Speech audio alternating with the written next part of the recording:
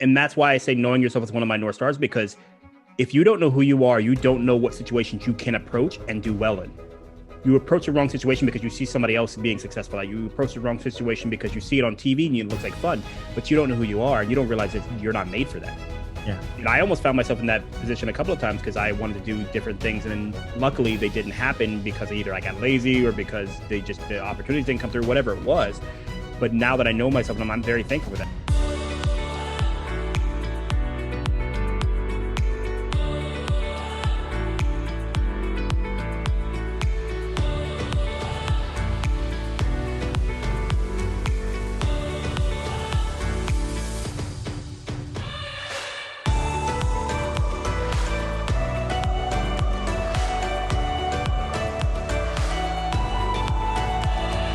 Welcome, everybody, to a new episode of Unleash Your Greatness. Today, we have a guest on. His name is Brandon. He is a military vet, as well as an entrepreneur and a podcast host himself. So, Brandon, welcome to the show. I appreciate you being on and sharing your insights on how you feel other people can unleash the greatness within themselves. So, how are you doing today?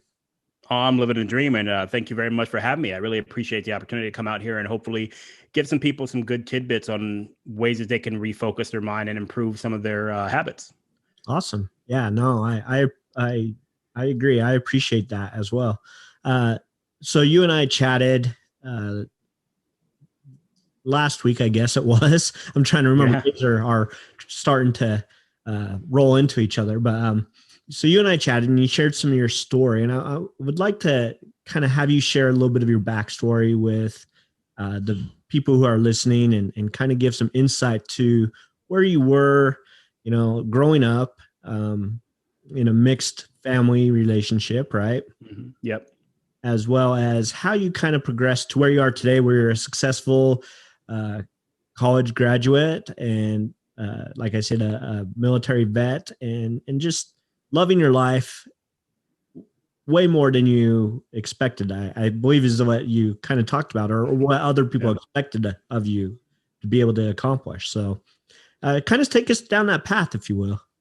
Absolutely. And so just to start off with, I like to level set from the beginning that my North Star is really going to be understanding who you are as an individual, because I don't think anybody can give you advice if they aren't giving it to you. You can't give it to a general audience.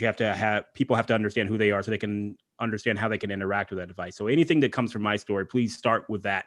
Start with understanding who you are as an individual, and then take what grains you can from that. And that's really what happened with me. As you said before, I was born in a small town in the Midwest, Illinois to be exact, although I consider myself from Ohio. So I was born to a multiracial family. My mother and father were both recent high school graduates, not married. My mother is Caucasian, white, and my father is black. And so growing up, immediately, I was thrust into a world that did not know where I belonged in it. And therefore, I could not just pick my place out. And I'm very thankful for that. It sounds like a bad thing for some people, but it's a very good thing for me because it shaped my mindset to constantly be questioning my place.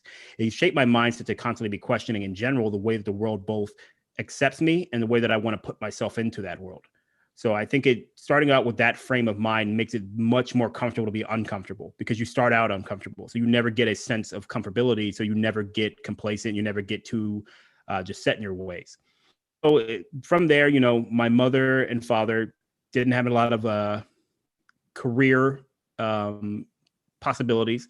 So we grew up very poor. We grew up in a situation where it was as likely to have the lights turned off as it was to have, the lights turned on. We definitely had some issues with food here and there. We were on what was called WIC at the time. I don't know if it's still called that now, but essentially it's when I was on it, they would send food to our house once a month. We'd get some milk, some peanut butter, a knockoff brand cereal and stuff, just so they made sure we had food. And then growing up, my mother was very driven to make sure that we had a decent life. So she was working multiple jobs. She would work 9 to 5, come home, maybe throw some food in the microwave or something like that for us. And then she'd head out to work at either H&R Block, or sometimes she would be part-time at a grocery store, whatever it was, just multiple jobs, and just multiple jobs, not in a way like where it is today, where people have a lot of side projects that they're hustling through to try to really get to that next level. This was survival at its finest, you know? Right. And then so through that, you know, ended up going through 6 or 7 different elementary schools because we moved a lot, because one of the parts of the story I didn't touch on there is there was some abuse in my household. So we were trying to get away from my father, and I ended up going to, like I said, 6 or 7 elementary schools. So I didn't make a lot of friends. I don't have a lot of lifelong friends, you know, and that again was one of the foundations of how my mindset came to be, because if you have to rely on yourself that much and you have to be that person for yourself, I think it either is going to break you or it's going to make you really, really good at just figuring out what you want to do and how you can make it happen without relying on other people. So, then we go through kind of a period of not a lot happening. We go through middle school and high school. My mother, me being the oldest, she, I don't know if it's this way with all parents, but my mother was the strictest on me. And so because I used to come home late from school too often, because I, you know, typical teenager stuff, I'd want to talk to my friends or I'd want to skateboard or whatever else it was. She ended up putting me in a runaway program. And so I had to go and stay at this place for a couple of weeks. It's called Daybreak.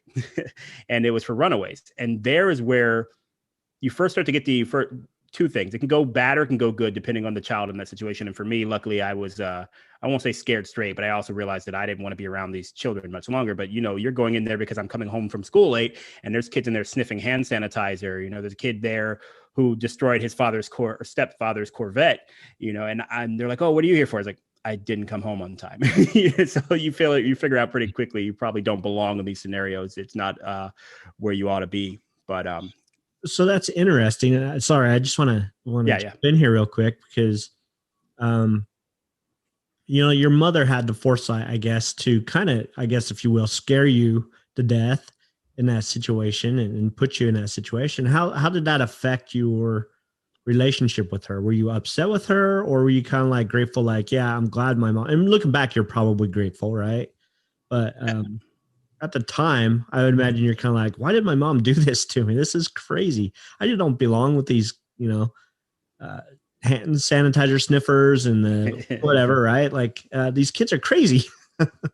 Well, I think that I was lucky in some ways to have the wherewithal to understand what my mother was attempting to do, even if I felt maybe she wasn't taking the right steps to get there. So I never really had any point in my life where I just hated her, or I thought she was just ruining my life or anything other than the typical teenager stuff. You know, I can't go hang out with my friends or ruin my life, you know, that type of stuff. But for the most part, I remember looking at it and going, she's trying to make sure that I don't end up in some bad type of way. And she may be doing it a little heavy-handed at times, but just because she cares. It's a lot different than neglect. She's not doing it because she just wants me out of the house. She's not doing it because of this. She wants me to be better. And one of the things from my story that always kind of stuck through is that my mother always believed in me, more so than I believed in myself. I just didn't have the same vision she did, but she saw early on that I could do a lot more than I was accustomed to doing.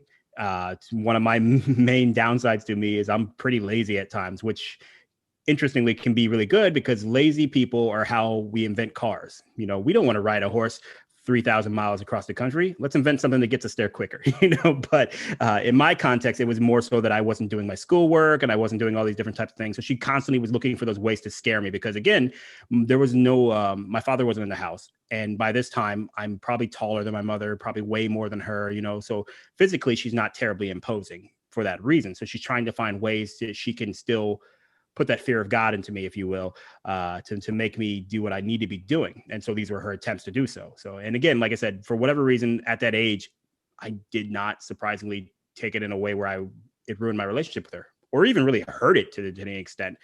Yeah. Well, and that's great to point out. And I also want to point out that your situation is sadly, you know, growing up is not an uncommon thing. Like there are literally millions of kids out there that are in a similar situation, even today, right? That they're poor, they don't have much money, they're on subsidized government help, they're, you know, and unfortunately, fortunately, I guess, where your story takes a different turn is you got out of that cycle. Absolutely. So many of those people in that situation just keep repeating the cycle, right? Because their mother or their father or their parents don't strive to say, I want more for you. I want you to be better. And so I'm going to do whatever it takes, whether it's scaring the crap out of you so that you're going to take the steps to not end up becoming like these, you know, crazy kids that you didn't want to be in that room with. Yeah. And so that's, I really want to distinguish that your turn is because you got out of that cycle. Yeah. And so remind me to come back to this a little bit later, because I think it's better for the storytelling part of this to mention this fact about my mother later. So just remind me that I have something to say about my mother, and I'll circle back if I don't recall myself. But and that's the thing, though. So the first part that I'll say here is that my turn didn't happen after that. I still messed up after that. I still was potentially getting stuck back in that cycle and everything. So after that happens, I get closer to graduation from high school, which, by the way, I barely graduated. I should not have graduated. And let's say this: I am not an unintelligent person. I am not. When I say that, that is comparative. Intelligence is always comparative. But what I mean by that is that my IQ is not within a range that they would mark me with a learning disability or any of that type of stuff. All it was for me is that I knew I could pass the tests and did all the time, but I refused to do homework. Homework felt like I was proving to them that I knew it, and I never felt like I wanted to prove myself to anybody. You believe whatever you want to believe about me for the most part. I'll just do what I want. And so it just felt like I constantly had to prove myself. And so what happened is I should have failed English. I was going to have to go to summer school. And the English teacher said, hey, we can do extra credit if you memorize some parts of a poem or whatever. And I ended up memorizing like 3 or 4 pages of Beowulf, which is like one of the longest poems, known to man. Impressive. And I remember, memorization has always been something that I was pretty good at. I should have mentioned that my high school was an art school and I was in theater. So memorizing lines, memorizing things in general was pretty standard for me. But anyway, so I'm going for so long that at some point, some other student in the class is like, he's been going for like 15 or 20 minutes. Can you just pass him so he can shut up so we can get out of here? But anyways, so as we get closer to graduation, now that I've solidified the fact that I'm actually going to graduate, my mother goes to pick up my grandmother, who lived still in Illinois. And it's about a 5-hour drive. She's going to stay there that night and then come back. Well, imagine you can kind of guess what happened is I'm a 17-year-old kid who's about to graduate and I've got the house to myself with no one there. Well, of course I threw a party. And long story short, my mom finds out. I think I'm being super, super coy and being very good at hiding everything. I'm not even a little bit. And she finds out. So when she gets back, and she's already upset with me. And then, so she grounds me. And she grounded me again because my mother was so strict. That meant after graduation, like we did the graduation ceremony and everything, I can't really talk to my friends. I can't go out with them, certainly to go to dinner or anything like that. And I'm like, mother, you don't understand. I'm not going to see these people like potentially ever again in my life. Yeah. And she's like, well, it doesn't matter. You're grounded. And so we have a fight about that and everything. And then she's like, well, we're going out to dinner. I was like, well, I'm not getting out of the car because I can't go see anybody. And you want me to go celebrate with you because that's convenient for you. And so we had a little bit of fight about that. So the next day, this is literally the day after graduation. I'm in bed because I have nothing to do. So I'm just sleeping in. And my mother tells me, she's like, you can get up or you can get out of the house. And I'm like, what are you talking about? She's like, that's fine. Get out. And she kicks me out, literally kicks me out the day after graduation. Not a euphemism. It was literally not 24 hours later after that. She kicks me out of the house. Now, to be fair, I was going to summer college. So I was going to stay on at the dorms or anything like that in a couple of weeks anyway. So she's like, he's only going to have to fend himself for a couple of weeks, but it's back to that mindset again. She's like, he has to figure this out. Yeah. I can't let him just be lazy and not figure these things out. So just to speed along here, because there's a lot of pieces that moving around. I end up going to summer school, but being the first person in my family to go to like a 4-year degree program or something like that, I didn't understand how student loans work. And so I didn't defer, didn't do any of those things. And so when the fall semester comes, they want me to pay the $2,500 or whatever it was that I owed, or I couldn't continue to go to school, which means I can't continue to live there, which means that now I'm a college dropout and I'm getting kicked out. And now I have to try to find jobs, and like all these things are just compiling upon each other within a few months after that. So I do get to move back in with my mother because, as I told you before, she's tough love, but she still has love. And then I end up staying there for a few months and she kicks me out again for the second time, because again, she's looking at me. She's like, you're not doing anything. You're not trying to get a job. You're not trying to get back into school. You're not doing it. You're just sitting here and living, and you will not be living under my roof, just living. You have to be trying to do something with your life. And luckily that's the kick out that stuck. A couple years down the road, after trying to make it on my own, multiple jobs, got my license suspended at one point, just various things here and there. And then I'm getting kicked out of the place that I was living because it was with my best friend at the time.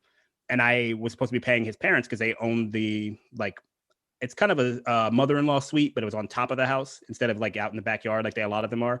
Yeah. But I hadn't paid rent in a while because they stopped asking for it. So I just stopped naturally giving it to them. I was like, oh, maybe they're doing it for free. No, I was just not doing what I needed to do as an adult. So I'm getting kicked out of there. And I come home to my mom and just have an emotional breakdown. Like I'm just crying, I'm bawling, doing all this stuff. And I'm not a particularly emotional person. I don't cry very often. And let me be clear, I'm not saying that it's some sign of toughness. I wish I could cry more often. I think it's very cathartic to do so. But this just shows the level of what the stress was at that time. Sure. And so I'm trying to figure out what my path looks like. I don't know. I'm lost. And again, serendipitously, I had a friend who was about to join the Navy. And so I'm like, you know what? I've got no job prospects. I don't know what I'm doing with my life.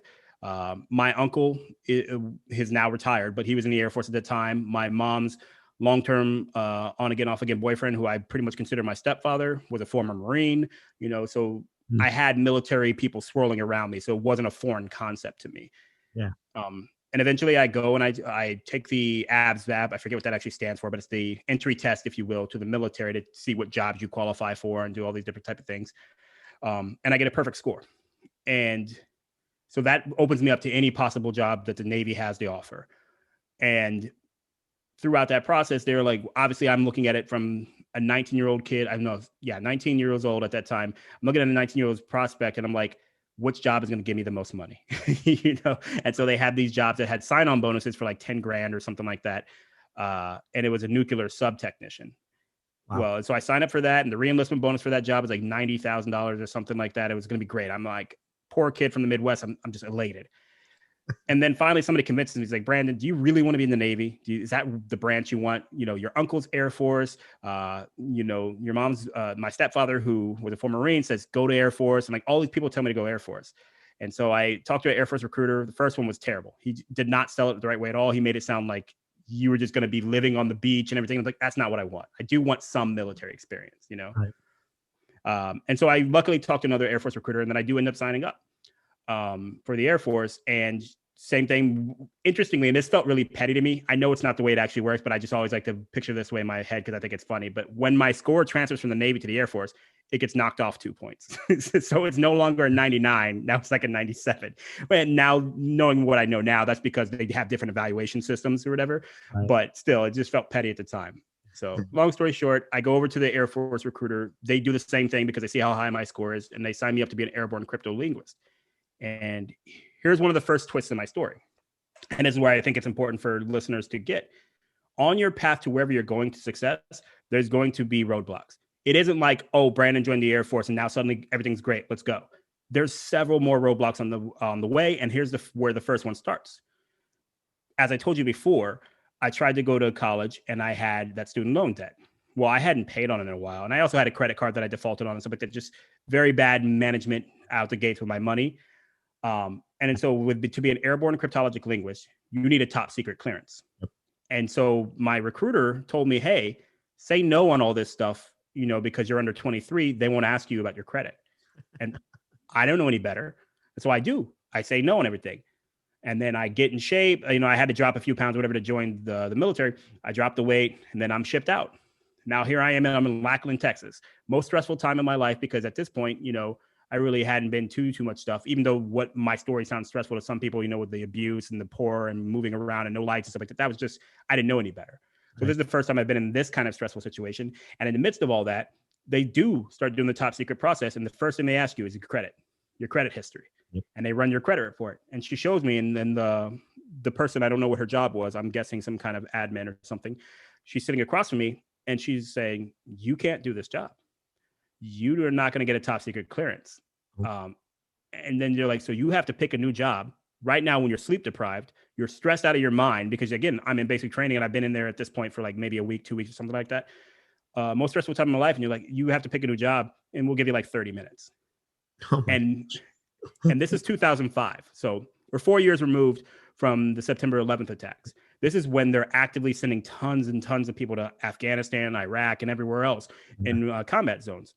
Yeah. And so because of that, the Air Force, the number one job they were recruiting for was what's called security forces, which is kind of the equivalent of a cop, but because of the Air Force doesn't really have an infantry, security forces largely is the infantry unit for the Air Force. Yep. And so I'm in there. I got 30 minutes to try to pick my future. What can I pick that'll keep me away from, becoming active duty infantry and getting sent to Iraq, like as soon as I get out of here? And so that friend who I told you before, who was going through the Navy's program, I knew where he was. And so I just picked a job that was where he was, which happened to be graphic arts. So I ended up becoming a graphic artist for the military, made it through safely through basic training and everything like that. I learned another thing about myself, which again, keep in mind, my North Star is understanding myself. Sleep deprivation makes me very emotional. So I was in basic training, constantly convinced that I was never going to make it, that I wasn't cut out for this. And a phrase came into my mind, and I still believe this to this day. Stressful times don't develop character, they reveal it. Whatever character you have will come out when you're stressed. It's not the time you should be developing. You spend the time of peace developing that character. So when it's revealed in times of stress, then you're actually able to do what you need to do. And I hadn't done any of that. So in that sleep depriving times, it made me very emotional. And I was convinced I'd rather go home and be a bum. Literally thought these thoughts. I'd rather go home and be a bum, begging for money and doing all these type of things than to continue on in the military and go through these times that I'm going through currently. That short-sighted vision was where my head was at because of all that. Yeah. And luckily it didn't come to pass. Luckily, through the brotherhood of my flight, through my TIs, recognizing that you can do this, you're just being a punk right now. I made it through, and you come out the other side. Now I'm off. I train in graphic arts up in Maryland. My mom gets to see me graduate, put the blues on and everything. Super proud moment for her after having to kick me out twice in the past couple of years or whatever, and all this stuff. So it's great.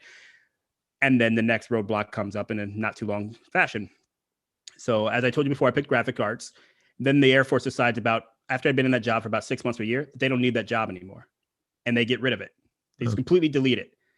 So here I am. I've worked in my career now for a little while. I got an Airman of the Year for my group, which is just a level of organization.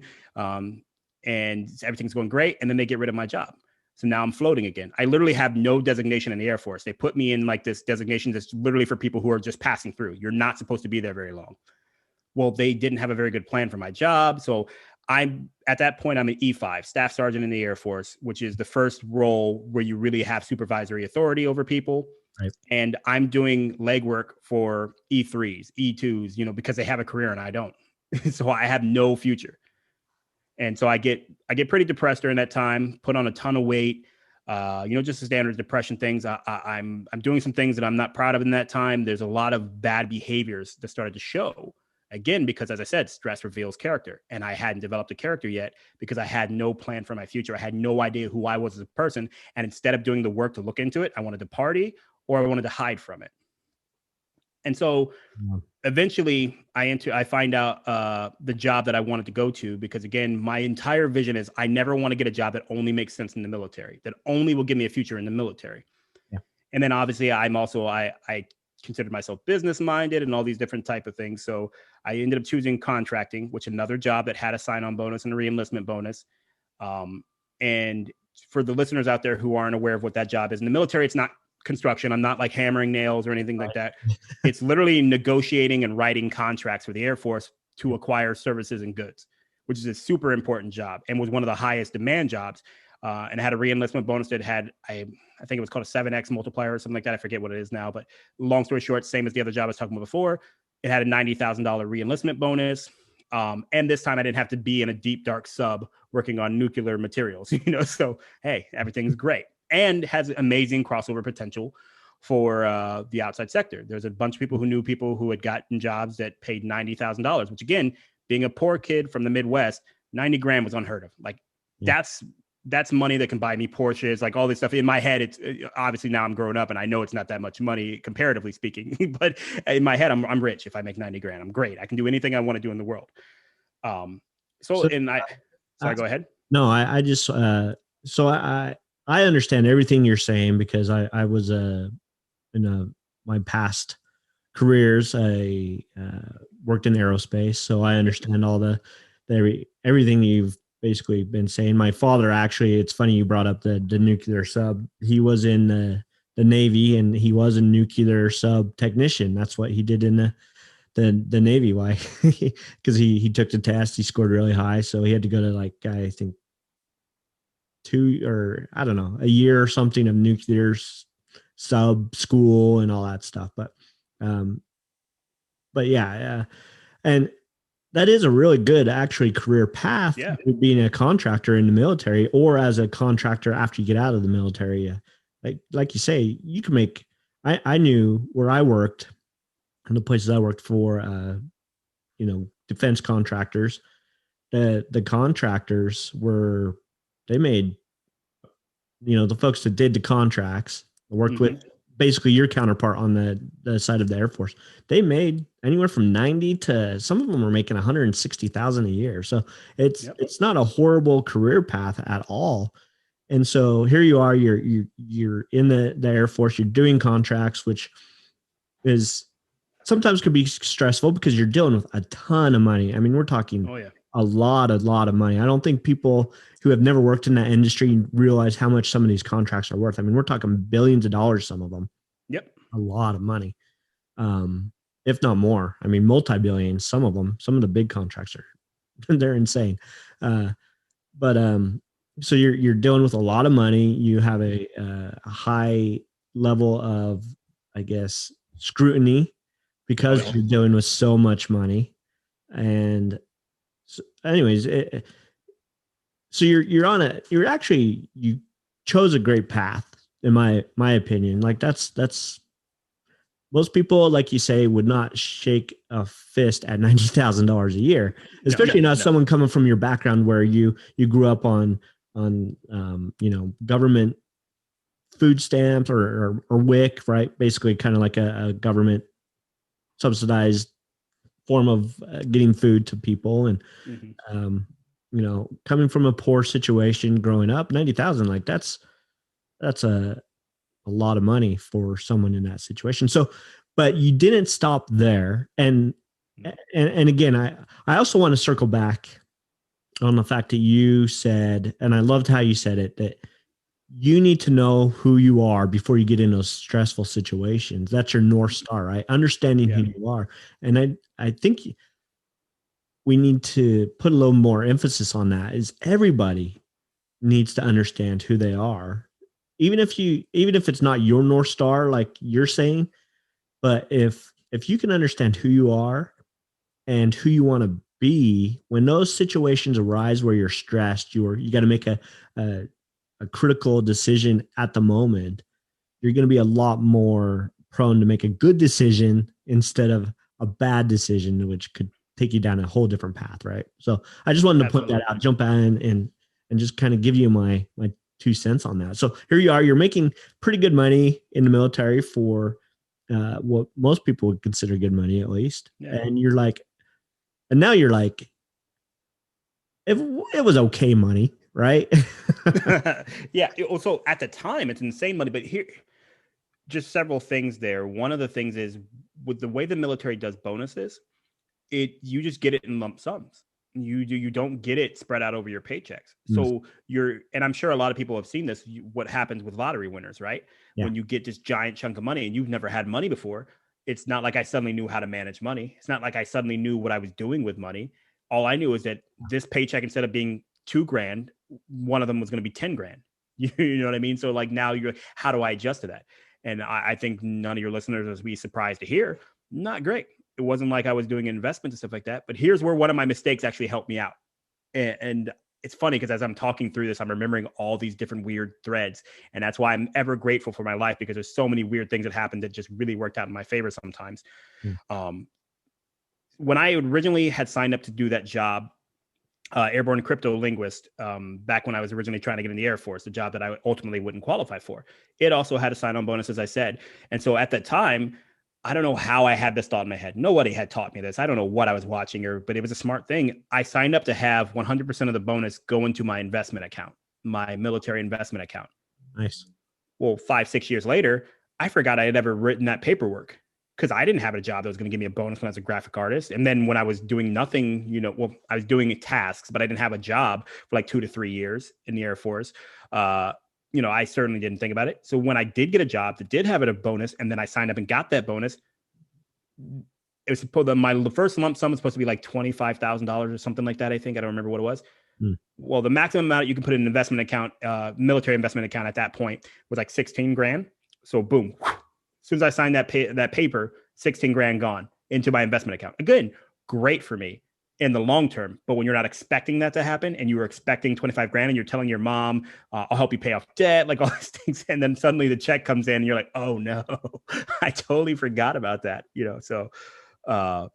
Yeah, but long story short, it didn't make me good with money, because even that point, even though that was a good thing, I ended up loaning myself that money out of my TSP, which is the military equivalent of a 401k, stands for Thrift Savings Plan. And I bought a car. This is 2010 at this point, and I bought a 2005 Series BMW. So, because again, this is just so funny the way my mind worked back then. I refused to buy new cars back then. I would not buy a new car. I always believed buying used cars. And so I bought a 10-year-old BMW, and I thought that was a great deal. Paid like 9 grand cash or whatever for it, So long story short, you start making money doesn't suddenly make you good with money. Yeah. And the quicker you realize that, the better off you'll be, because in this day and age now, with all the stuff that's on the internet, anybody can be good with money. It's actually really, really simple. And best part, laziness helps you be good with money. Because then you can just set up an investment strategy and just leave it the heck alone. And because you're too lazy to do anything with it, it just grows naturally, and it's great. So I think that's a great point to bring up, and that is one of the reasons why so many people who win like the lottery and stuff, why they end up losing. I mean, we're talking multi-million, some of these people, and within like 5-10 years, it's gone. Like they've blown that whole big, huge chunk of money they've got. And it's because, like you said, just because you get money doesn't mean you know how to use it. Yep. And so a little bit of financial intelligence. And like you say, it's so easy now. Like you go search YouTube or whatever, man, you can find all kinds of information on how to be, smart with your money, how to make it work for you, how to, so many things you can do with it. And I think that it comes down to growing in that regard, like, and how you view money, right? How you respect money, view it. It's not just something to be gone and thrown around or I guess wasted, but it's something to definitely be respected. And anyways, yeah, so many people don't understand any kind of money intelligence or how to really make your money work for you in the best way. So I just wanted to point that out and how that came out naturally in your story. So and it's a major part of my story in the coming as I'll getting to that next part there too, because one of the reasons I chose a job that I did, as I said before, wasn't just because it was going to give me a bonus, it was going to give me things. Is at that time I started to question, did I want to make military a career, or was this just a foundation for my future as an adult? And I tell people this all the time. If you are the right type of person, the military is the best starter pack for an adulthood, successful adulthood that you could possibly get, because you learn how to be disciplined. You learn how to do a lot of things on time. You're entrusted with really big responsibilities that people your age in normal career fields aren't. You get free school, you get all these different things, and jobs do look favorably on military service. So you get all these great things, and you get access to the VA loans, you get access to GI bills, all this stuff, right? But you have to be the right person for that. This is why every time somebody suggests mandatory military service, like you do in South Korea, here in the States, I'm like, that would kill the military. Because I can only imagine being some E5 or E6 or whatever it is that's managing these people, and just think about the TikTok kids and everything that are out now who didn't want to be there to begin with, but had to because it's compulsory.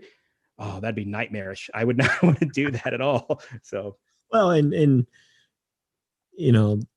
in the past, when we've had major wars and it was kind of mandatory, I guess, drafts and stuff like that for people to be in the military, a lot of those types of people were put on the front line as infantry.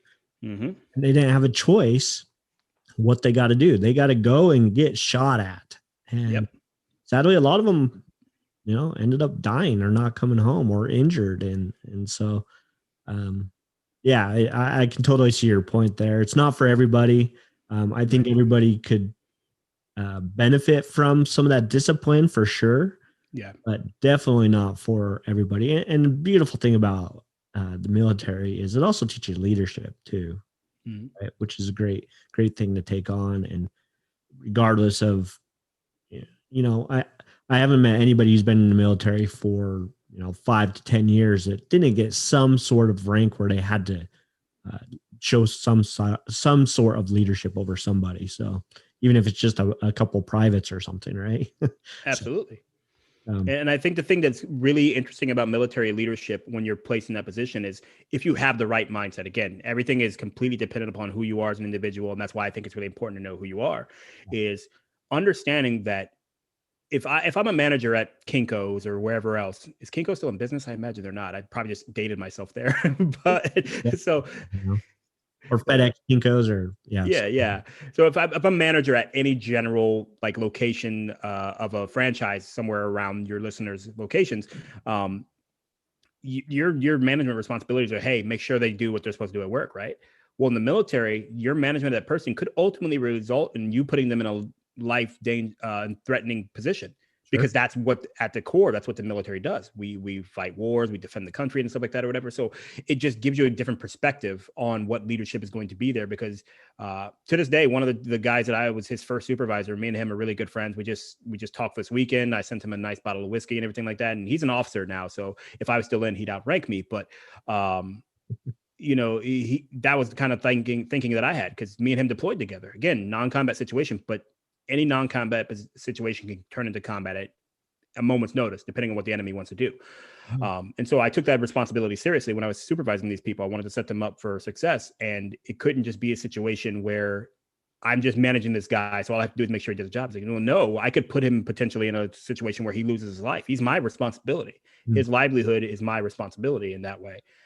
So again, it gives you a little certain gravitas with that decision making that you're doing, and I think that's really important for a maturation process of your leadership ability. And I think that's awesome. Again, if you're made for that type of style of learning. So, Yeah. um, Again, it really comes down to the person, right? I've known people who've gone in the military and they've hated it. They have a bad attitude, kind of like yep. you were saying, and they don't do very well. They never go up and very high in rank. And then I've known people, my wife's brother, he did very well. He went in with a good attitude. He's like, hey, I'm going to do this. And he always applied himself and volunteered for, special assignments and things like that. And it got him a lot of notice. And because of that, he ended up, going very high up in the ranks. I don't remember exactly. He was in the army, but he was a helicopter pilot. Oh yeah. So So probably a warrant officer then. Yeah. yeah, I think that is what he finally retired after like 25 years, and then he got out and went civil service and uh, works for a great contractor now, making pretty good money, really. So um, yeah, like it just completely depends on the person's mindset, how they go into it, Yeah. how they approach it. So that's a big part of life in general, I think, though. Like it's not just uh, military, but how you approach anything in life, you have to approach it with the right mindset. So uh, yeah, it's And, great. and that's why I say knowing yourself is one of my North Stars, because if you don't know who you are, you don't know what situations you can approach and do well in. You approach the wrong situation because you see somebody else being successful. Like you approach the wrong situation because you see it on TV and it looks like fun, but you don't know who you are and you don't realize that you're not made for that. Yeah. And I almost found myself in that position a couple of times because I wanted to do different things. And then luckily they didn't happen because either I got lazy or because the opportunities didn't come through, whatever it was. But now that I know myself, and I'm very thankful for that. Because like I say, one of the things I always say about myself, and this is true, uh, the only thing that separated me and Charlie Sheen at 18 years old was millions of dollars. I would have been exactly nuts as he was, partying, just doing all that. I know that at that age, that's who I would have been. That if I would have fed energy into that part of my personality, that's who I would have been. Now I'm equipped to handle millions of dollars and not lose my mind. But at 18, I'm any of those people who lost all their money and just partied their minds out, potentially ended up with, HIV or whatever else. I could totally see that being me. And that's just realistic interpretation of who I believe I would have been at that time, given those opportunities. I needed the struggle. The struggle calmed me down and made me a much better member of society. than I would have been otherwise. I could not have been born with a silver spoon and not been a terrible person. I'd be Martin Shkreli. I'd be any of those people. I think that's what my natural path would have been. And so I'm very thankful that I had to struggle, that I had to earn what I earned on my own and through my own two hands, if you will, because it taught me to respect it. It taught me that everybody else out there is trying to do the same thing. So you need to appreciate and be empathetic of their own struggles. And I think it's just best for me. But like I said, not everybody's that way. Some people can be born with a silver spoon and they're going to be, Malala Yousaf, or I may have pronounced her last name wrong, so I apologize if I did. But you don't know who you're going to be, and you have to respect your own path, So. All right, I just unplugged my camera. 1 second. No problem. I didn't know if you were going to search and see if I said her name right or not.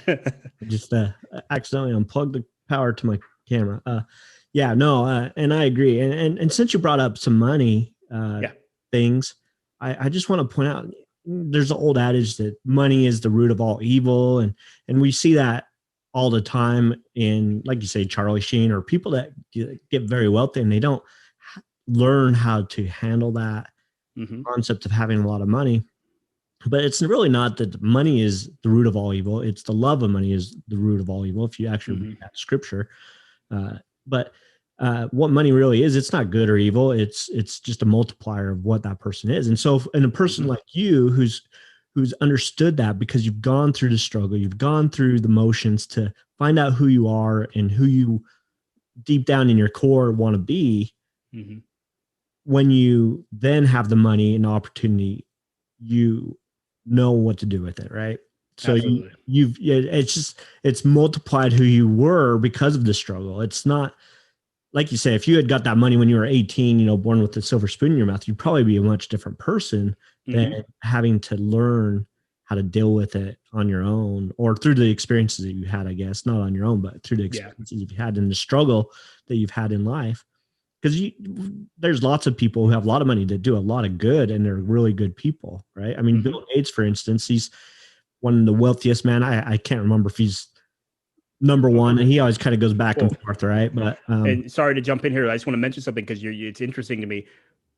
Bill Gates is moving around in the wealth chart not because he's losing money; it's because he's giving it away. Right, and that's how much money he's giving away. He's moving down the chart. Exactly. I mean, that guy has so much money, but he does so much good with it. And so to say that, anybody who has money is an awful person. The guy's giving away billions of dollars to, combat AIDS. And, I don't even know all the charities that they're involved in. I know AIDS is one of the main ones that they combat, which is one of the reasons why we have so many groundbreaking things because of AIDS, right? You don't hear as much about AIDS nowadays as you used to when I was growing up in the 90s, right? That was a big thing in the 90s. AIDS is the big thing, right? Yeah. It's going to kill half the world population or whatever. And now, because people like Bill Gates have invested so much money in research and development of how to combat it. So, to say that money is bad, or that people that have money are bad, is not true. And you have to get out of that mindset of thinking that money's bad, that people who have money are they've all earned it because they're criminals or they've stole it from other people. No, Bill Gates worked his butt off to earn that money. Steve Jobs worked his butt off to earn that money, and they deserve to have that money because of the genius that they've been able to develop and the things they've created and the, the leadership they've shown, or whatever you want to call it. But right. So, it's one of those funny things. I think a lot of people, they kind of skirt around talking about money because it's kind of that weird thing that, people have a misconception about that. And we see it all the time. You see it in the media, you see it, white privilege or whatever. Right. And I'm not trying to make this a political statement. I don't like getting into the politics too much on my show, but right. the fundamental misconception of money in general is not a political thing. It is literally like people just don't understand it. Right. And it's that's somewhat on purpose. And so you touched on so many of my hot button topics there. I'll try to stay focused. I'm trying to stay focused on what I need to say and Sorry, pivot back to finish the story. Story too, but Yeah, no, we'll go back, but this is in line with where my story kind of not ends, but where it is, today ish. But the first thing is, I don't want to go too far down this road because it is a very much infinitely psychological debate, and people always talk about this nature versus nurture. To your point about money being evil or not, look at Nikki and Paris Hilton. Yeah. Those two are sisters who grew up exactly the same and became two different people. Now, and that's not to tell you which one's valuable, which one's not. You can look at them and make your own choices from that. But what I am saying is that Paris Hilton partied. She wanted to be more she's a DJ now. She's like, that's what's attractive to her. Nikki is going to be the one who runs the business. She's going to eventually inherit the Hilton hotel CEO position and that type of stuff. And those are the differences between those two people. So that's what you're talking about. Yeah. I would have been Paris. You know what I mean? My sister probably would have been Nikki. That's just the way that I believe about our personality types. She did not need that to be who she is. I did. I needed my process to become Nikki. Otherwise, I would have been Paris. That's just my basic belief on that. But when you go back to talking about money, money is a tool. That's all it is. Right. Once you get past survivability, which is required, money is required for survivability. Once you get past that, money is a tool to do whatever else you want to do. Exactly. Its basic function is to give you enough goods and services to survive. And then after that, you determine what it means to you. You determine if it means a Porsche in your driveway or if it means investing into some Vanguard stock or something like that. You decide that. And so that's when you start to reframe it after the survivability phase. Then you can try to decide what it is. And the important part about that is saying it the way that I've said it recognizes what the real world aspect of money is. Because too many people talk about it in this very loose way where they pretend like you don't need money to survive. You absolutely do. I am not aware of any way that you can survive without money. You need some level of money to survive. Now that can vary depending on where you are, what lifestyle you want, and all that stuff, but you need some. So once you get past survivability in whatever your locale is, then you determine what money is for you. Is money a bigger place or is it a bigger investment? Is money a bigger car? Whatever it is, there's no judgment here on my part, but you have to understand its purpose in the world is a tool. So there is no evilness in money. It's simply what it allows you to buy access to and then who you are as a person. Yeah. And to put my own, I guess, spin on that mindset is so many people forget that concept you're talking about, that the money is a tool. It's something you need. And so people, they get in this weird thing where like money's evil, money's bad. And because of that, they are scared to be successful. Does that make sense? Does that ring true? Like people are like, I am scared to be successful because if I get a lot of money, I'm going to be the party or the Paris Hilton or the Charlie Sheen or whatever. And there people are obviously like that, but because you do have to go through, I believe, stages to get ready for large sums of money. I'm talking large sums of money. Yeah. Yeah, if someone were to throw down $90,000 in your bank account and be like, what are you going to do with it? Most people would be like, if they haven't prepared themselves for that money, they'd be like, I'm going party and I'm going to buy a car. I'm going to, all this stuff. And within a week, it's going to be gone. Absolutely. And so, I think so many people, and this, I guess to tie it in with the concept of being great is don't be afraid of success because you're afraid the money's going to pollute you. Be ready for it. Be prepared for it. Use your experience, your North Star, your conscience, or whatever you want to call it, right? And be ready for it and have the frame of mind to be like, okay, when I make the money, when I get successful, I'm not going to be that idiot who goes and blows it on, crazy stuff. I'm going to use it intelligently and for the things that really are going to serve me or the ones I love. So. Absolutely. And so I think you touched on one of the other tidbits that I really wanted to impart upon your audience is that, and I think you and I discussed this briefly when we talked last week, is the reason that we say things like that about money is because we want the control to be outside of our hands. And it's not. Yeah. Everything is your fault. You get to decide whether that's good fault or bad fault. Everything is your fault, even though everything's not under your control. And those are the type of things that we tell ourselves so we don't have to take responsibility for either not succeeding or for when we succeed for being what we consider a bad person. Yeah. You get to determine who you're going to be with money the same way you get to determine whether or not you're going to make money to some level. because there are things outside of our control, but everything's still your fault, no matter what.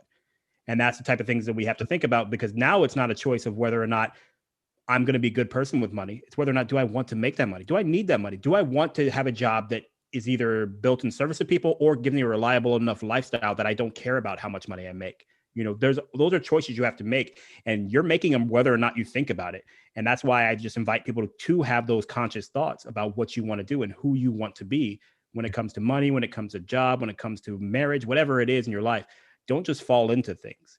Build a life built around choices, because everything's your fault, even if you don't control it.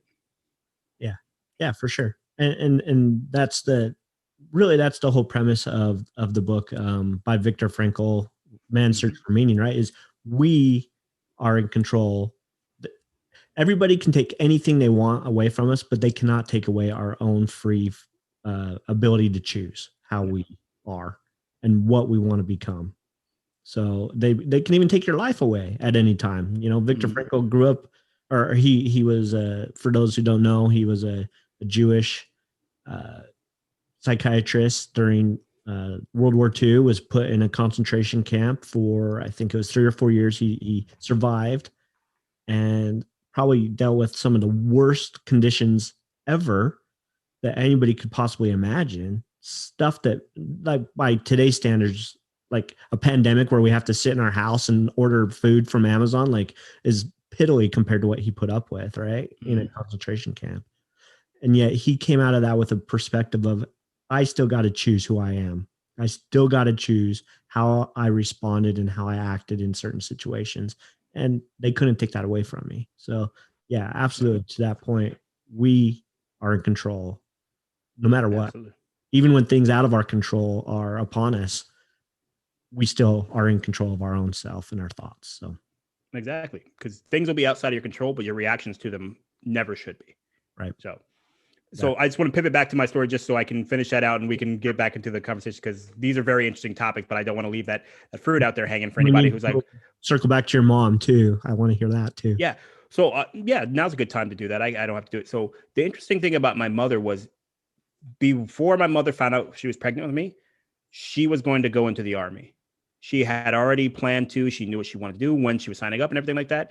But when she became pregnant with me, she would have had to sign rights over to my father, because that's when you're going to the military, you're not allowed to have a dependent. So most of the time you'll sign them over, and then after basic training, you can get them back. But she did not trust that would happen. Wow. So she gave up on her own dreams for me. She gave up on what she was to become for me. And that, for one, makes me forever grateful, obviously, but also it instills within me that belief that I need to make sure that was worth something, that I can't let her make that kind of sacrifice for her own life and then just throw it all away. I don't think that's the right thing to do. Now, don't get me wrong. When I'm a 17, 18-year-old kid and, she's putting me in the runaway house, she's kicking me out of the house, that's not where my thoughts are. That's not what I was thinking. It was like, I got to pay her back for all this. No, that's not where I am. So I'm just saying the conclusion I've ultimately come to. So it wasn't a driving force for me to be successful. I just didn't want to be I wanted to be successful because I wanted to be successful. I'm selfish that way. But that's one of the interesting things about the life story and where that all went.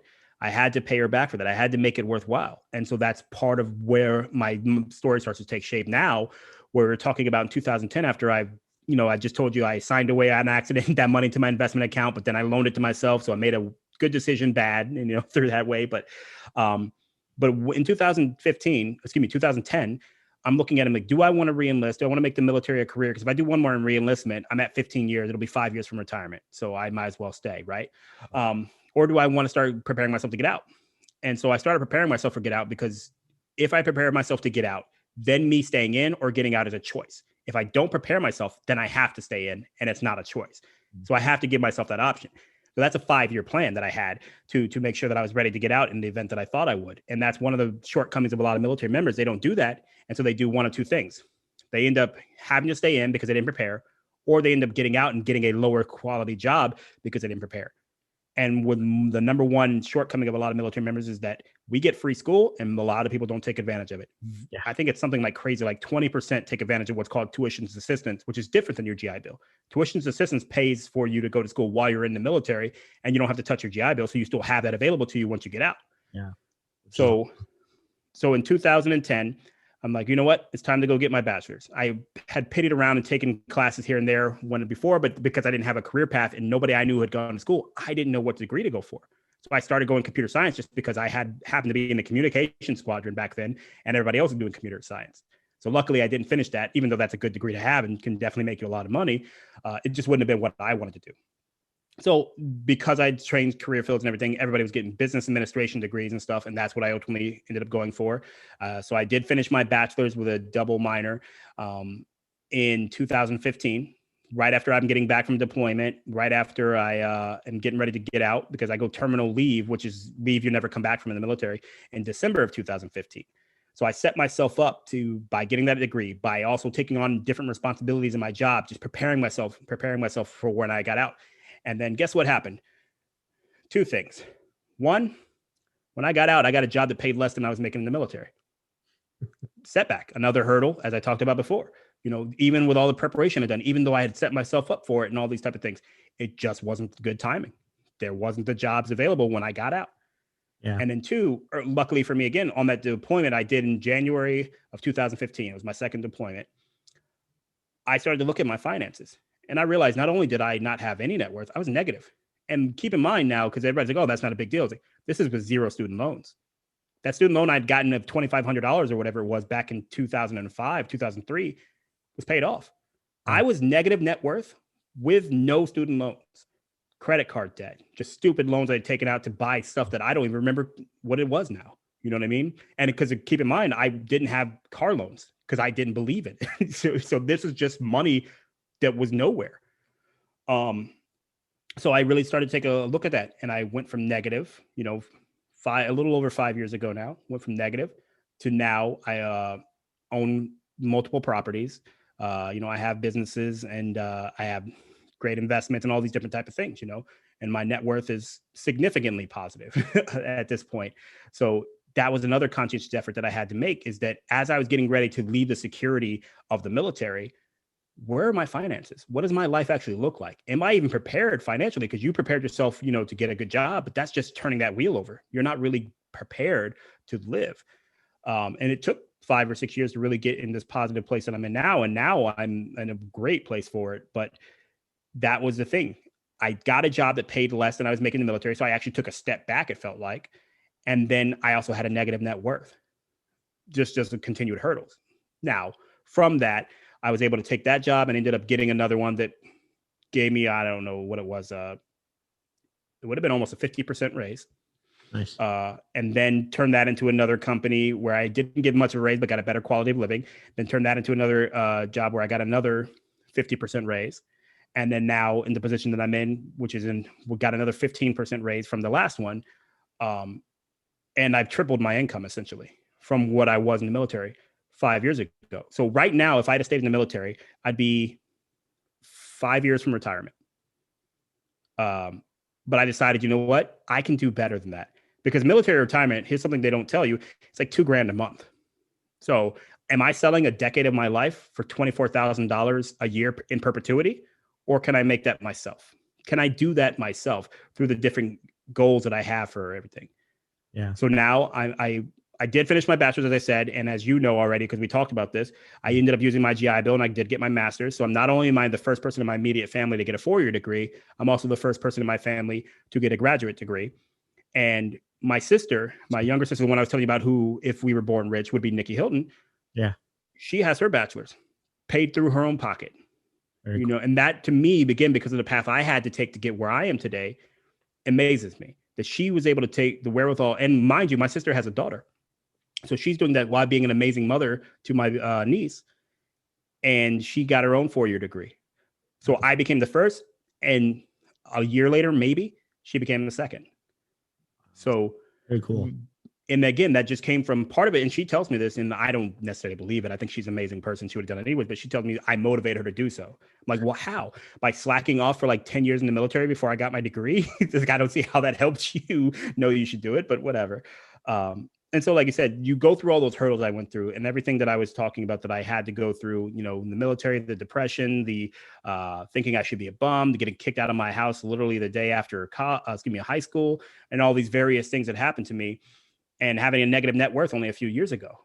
and to where I am now. And you have to remember, like I said before, my North Star is understanding myself. And what I understand about myself is that if I don't force my momentum to go the way I want to, I can just coast on whatever is naturally happening to me.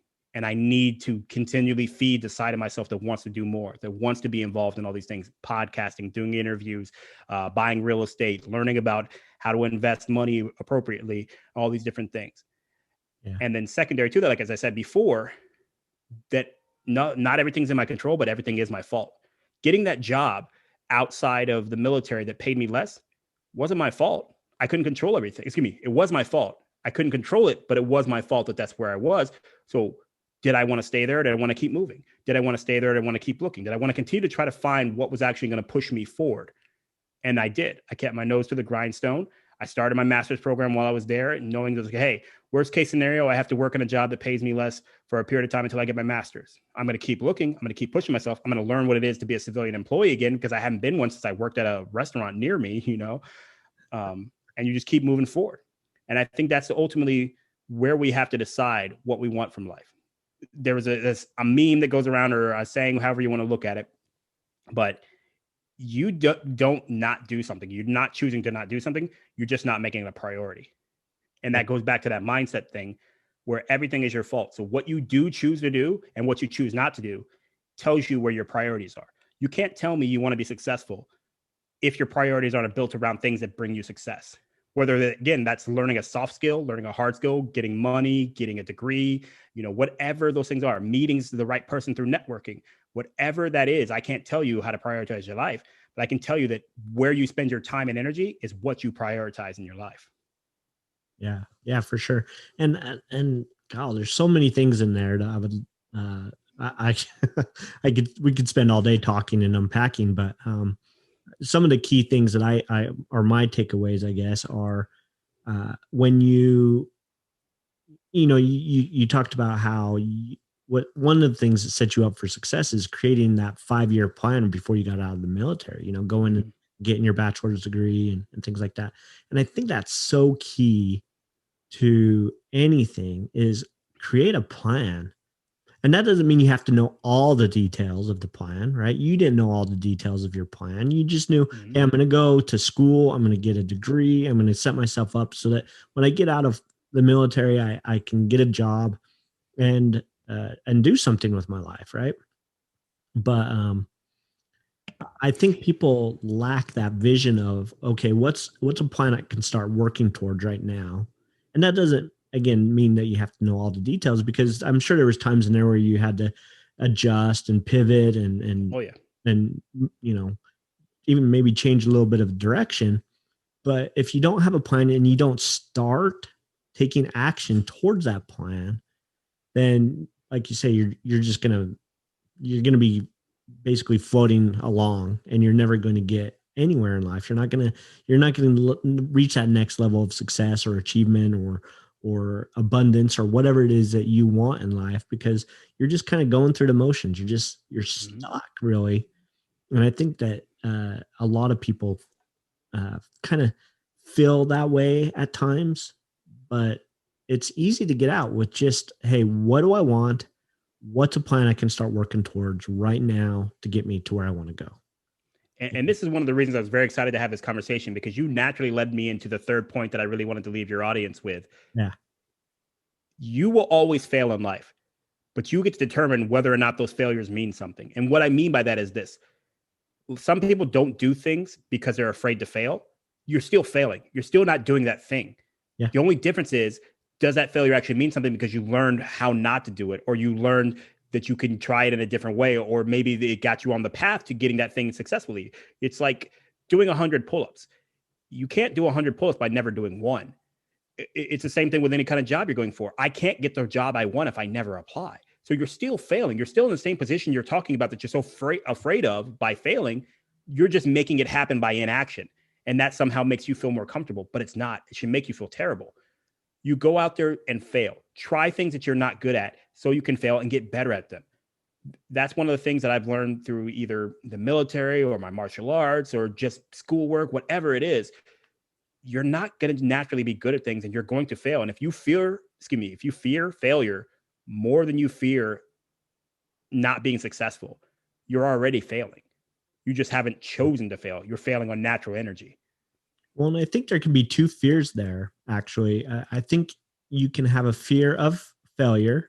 Like, I don't want to look stupid. I don't want to look like I can't do it, or whatever, all the million things people tell themselves. And I think there also is, and we've kind of talked a little bit about this, there's a fear of success too. Like, if I do go and apply for that job, what happens if I get it? Now all of a sudden I'm responsible to learn, or I'm going to be uncomfortable in this new position, or I have to lead a team, or I have to, and so there is a fear of failure, and that's a real thing. Like, people really do fear having success because they don't know like what that path looks like. And that stops them almost as much as just inaction because they're scared of failure. So there's the two sides of it, right? And basically the only way to combat it is to do it. Like, just put yourself out there. And if you get it, you go for it and it works out the way you think it's going to, then you're better off. And if it doesn't, then you learn from it.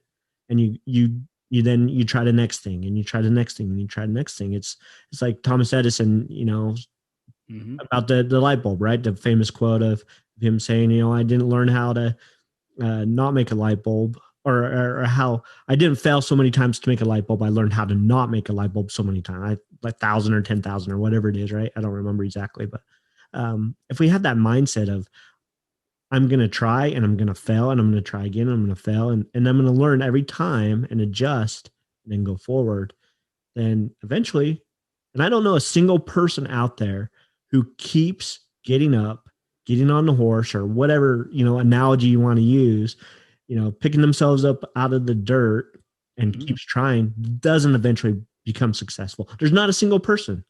It's when you stop striving that you fail. Really, that is the only time you fail, when you stop. And here's the trick that helps me feel more comfortable trying to fail, you know what I mean? Or not fearing failure, rather. Do you think that you're the worst person who's ever going to be in that role? Do you think you're the dumbest person who's ever going to get that degree, whatever it is? Think about anybody who's worked for an inept boss, which is most of us, right? Why can't you be an inept boss? Are you saying you're not good enough to piss yourself off? Is that what you're saying? Is that where you're going? I imagine that's not what you believe about yourself. So then you start to set the parameters that you can do that thing. Yeah. Even if you're not going to be grade A1, because that's the way we always vision in our mind, right? We can't just be a basketball player. We have to be LeBron James. We can't just be one of those guys who's making millions of dollars to barely play in a game, by the way. And we act like that's a bad lifestyle. That's the type of things I think we frame wrong in our minds. You're not going to be the worst person who ever passed the the bar exam or anything like that.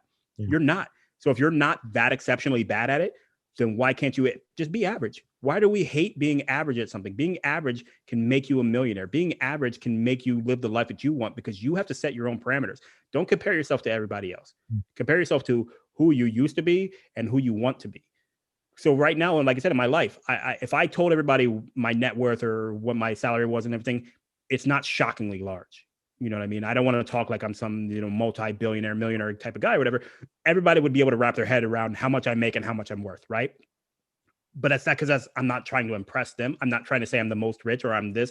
I'm just simply saying where my level of success is currently, I'm very happy about. And that's what I invite most people to do.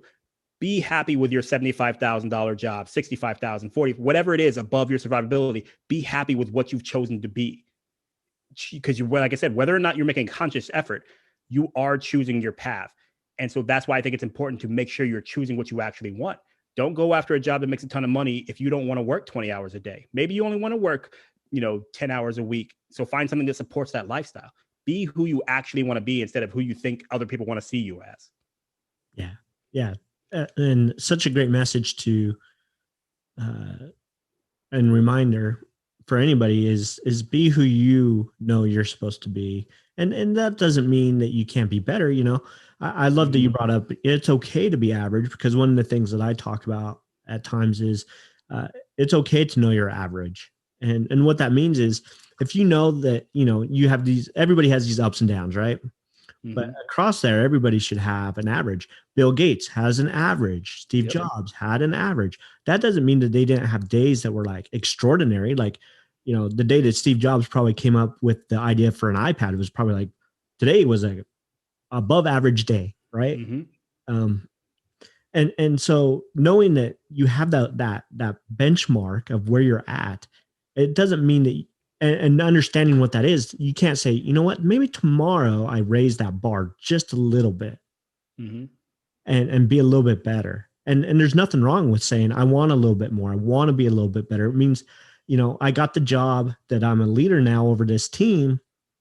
And yeah, I might screw up at times and I'm probably going to be do some stupid things, but I can always do a little bit better every day and learn and grow and grow into that role or whatever, right? You know, we like you say, we can't all be LeBron James, but that doesn't mean we can't aspire to be a little bit better, by working at it, by putting forth the effort to be a little bit better every day. Will it mean that we'll eventually be like LeBron James if we're a basketball player? Probably not, Mm-hmm. but it doesn't mean that we can't be a little bit closer to that. So, Absolutely. And I think too often we use that as an excuse not to start. And that's my point. Be right. okay with being average, be good, and then see if you can be great. Yeah. But we tell ourselves we can't be great, so we just never start trying. We never even pick up the basketball because we're like, well, I won't be LeBron, and I don't want to be Jared Dudley or whoever your favorite player to target for not being like the greatest player ever is.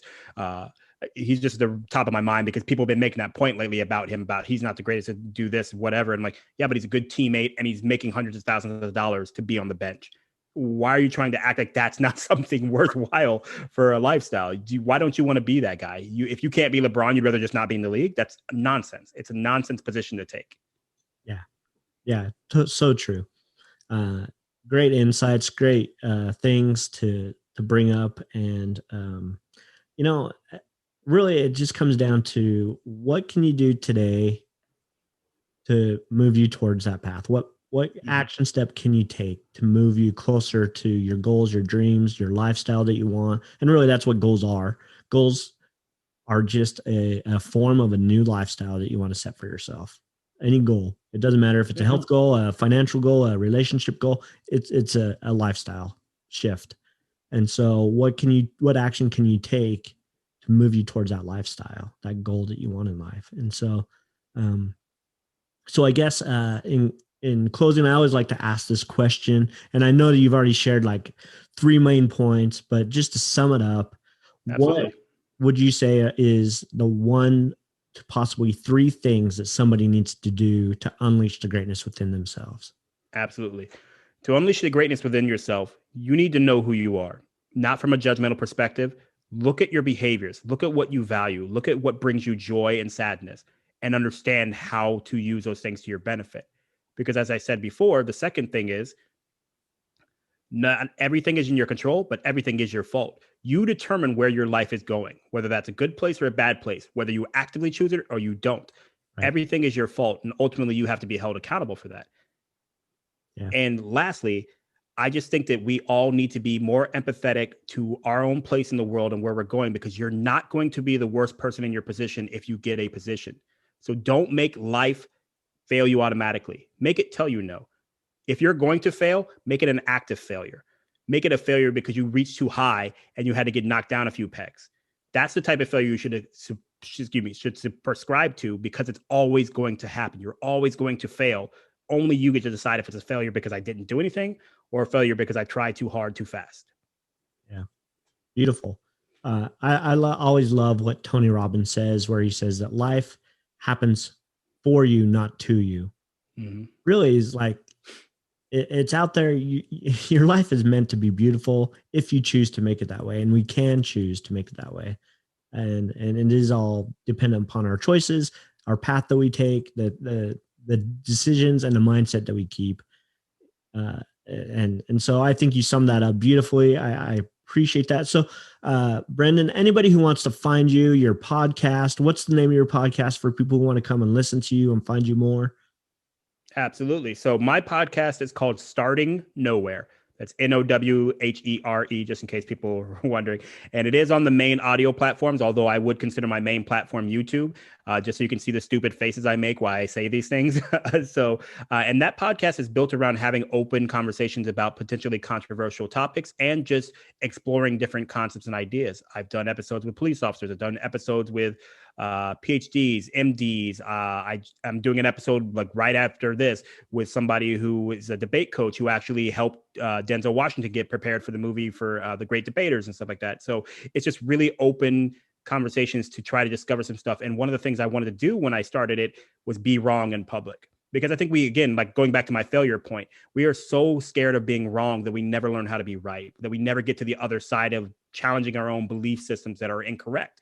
So I wanted to be wrong in public. I wanted to have a chance to talk to people who know better than me and to learn again. And because the pandemic and me also just switching to a remote working position didn't allow me to have those conversations as readily as I once was. So if you like my rambling, if you like my tone of speech or whatever else, please come over to YouTube, check me out, tell me that you came from, Unleashing the Greatness. I'm sorry, I forgot the exact terminology.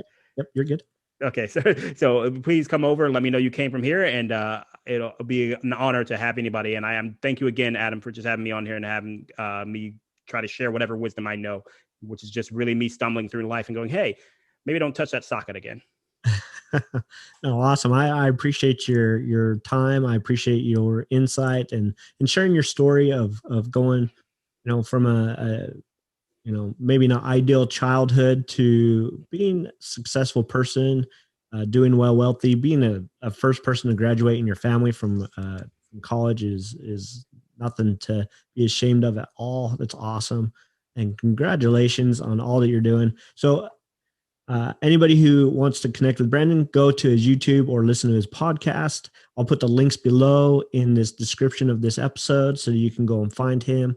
And Brandon, thank you. It was a joy having you and awesome discussion. So I appreciate it. Thank you very much for having me. So everybody go out there and live your best life and go and unlock or unleash your greatness today and have a great day. Awesome.